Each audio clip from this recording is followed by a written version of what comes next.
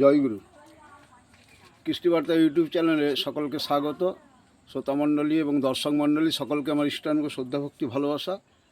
আজকে শ্রী শ্রী ঠাকুর অনুকূলচন্দ্র আবির্ভূত হয়েছেন। সেই শ্রী শ্রী ঠাকুর অনুকূলচন্দ্রের আবির্ভাব, তিনি তার জীবনের কথা কিছু ব্যক্ত করেছেন এবং আমাদের জীবন চালানোর জন্য অসংখ্য লওজিমা দিয়েছেন। তাই কিছু অংশ আমি পাঠ করছি আলোচনা প্রসঙ্গ থেকে। তো শ্রী শ্রী ঠাকুরের জীবনের কথা। ছোট থেকেই মানুষকে ভালোবাসতাম, কারো দুঃখ দেখতে পারতাম না, কাউকে দুর্দশাগ্রস্ত দেখলে মনে হতো আমি নিজেই ওই অবস্থায় পড়ে গেছি, আর তার একটা বিহিত না করা পর্যন্ত স্থির থাকতে পারতাম না। বিদ্যা বুদ্ধি, টাকা পয়সা, লোকবল কোনো সম্বলই আমার ছিল না, কিন্তু একমাত্র ভালোবাসা সম্বল বুকে করে দুঃসাহসিকের মতো চলেছি। কোনো কাজকে অসম্ভব বলে মনে করিনি। মানুষের যাতে ভালো হয় তা না করে আমার উপায় ছিল না। যেখানে সেখানে পারবো কি না এমনতর প্রশ্ন বা অবকাশ আমার ছিল না। আমারই সত্তার আত্মরক্ষার আকুতি যেন হন্যে করে নিয়ে ছুটে বেড়াচ্ছে সকলের আত্মরক্ষার জন্য। আমার এই অসহায় অবস্থা দেখে পরমপিতা বোধ হয় দয়া করে সব কিছুর অন্তর্নিহিত সত্যবস্তুকে আমার চোখে আঙুল দিয়ে স্পষ্ট করে দেখিয়ে দিয়েছেন। তাই আমি লেখাপড়া না জানলেও ব্যষ্টি ও সমষ্টি জীবনের সব দিকের সব রকম মঙ্গল কিভাবে হবে সে সম্বন্ধে আমার বুঝতে কিছু বাকি নেই। পরমপিতার দান হিসাবেই আমি এটা বুঝতে পেরেছি। আমি সাহিত্য, বিজ্ঞান, শাস্ত্র, তত্ত্ব, ইতিহাস কিছুই জানি না, কিন্তু যা আমি নিজে চোখে দেখেছি সেই দর্শনে আমার বোধ যতটুকু ধরতে পারে তাতে কিছুই বাদ পড়েছে বলে মনে হয় না। আমি যা কিছু বলি ওর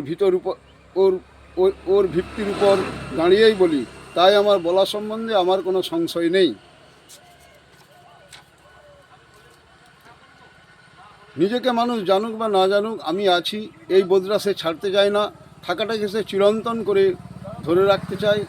এর থেকেই বোঝা যায় যে মানুষের পিছনে কোনো ইটারনাল চিরন্তন বস্তু আছে, নইলে এই হ্যাঙ্কারিং আকাঙ্ক্ষা থাকতো না। মানুষ শুধু বাঁচতে চায় না, চাই নিজের অস্তিত্বকে উপভোগ করতে। এই অস্তিত্বের উপভোগের জন্য তার দরকার বিলাভড, প্রিয়। বিলাভড যেমন তেমন হলে মানুষের বিং সত্তা পরিপূরিত হয় না।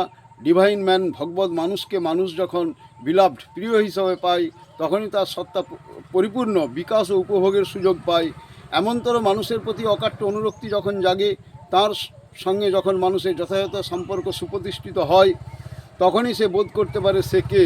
পরমপিতাও নিত্য, আমরাও নিত্য। তিনি আমাদের নিত্য সেব্য, আমরা তার নিত্য সেবক। এই আমাদের আত্মপরিচয়। তাই অন্তহীন জীবনের প্রতি আমাদের এত সীমাহীন আকুতি। আরেকটি স্বামী বিবেকানন্দের বাণীও তিনি উদ্ধৃত করেছেন। তব গতি নাহি জানি, মম গতি তাহাও না জানি, কেবা চাই জানিবারে, দাস্তব জনমে জনমে দয়ানিধি, সাধিতে তোমার কাজ।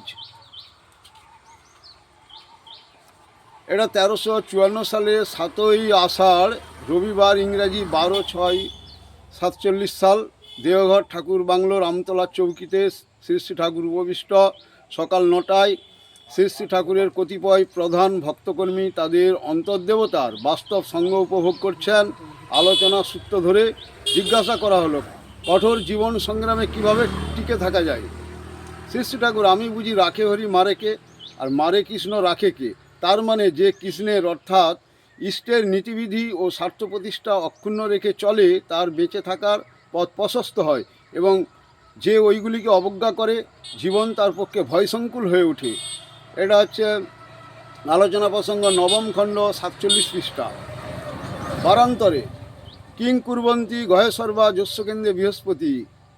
আমি বুঝি জাতকের কেন্দ্রে অর্থাৎ নিজ প্রবৃত্তি পূরণের টানের চাইতে জীবন্ত আদর্শ বা সদ্গুরুতে অধিকতর টান থাকলেই জাতক তার গহবৈগুণ্য বা সঞ্চিত কর্মফলের বিরুদ্ধে কৃতকার্য হতে পারে। হাসতে হাসতে বললেন, দেখেন কেষ্টদা, কৃষ্ণপ্রসন্ন ভট্টাচার্য, বৈষ্ণবদের ওই যে কথা, জীব নিত্য কৃষ্ণদাস, ও বড় জবর কথা। দাস মানে man is the gift of eternal cohesive attraction. মানুষ চিরন্তন সংযোজনী আকর্ষণের দান। কোহেসিভ আর্জ, সংযোজনী আকুতি সবারই আছে। সেই আর্জ নিয়ে যুক্ত হতে হবে সর্বসত্তাকর্ষক অর্থাৎ তার মূর্ত বিগ্রহ গুরুর সঙ্গে। তবেই আমরা সুস্থ থাকব, প্রকৃতিস্থ থাকব, নচেত আলাইবালাই আর ছাড়বে না। এটা 1351 সাল 15ই কার্তিক বুধবার 31/10/45 সালে বলেছেন ঠাকুর। তাহলে আমরা জীবন সংগ্রামে টিকে থাকতে গেলে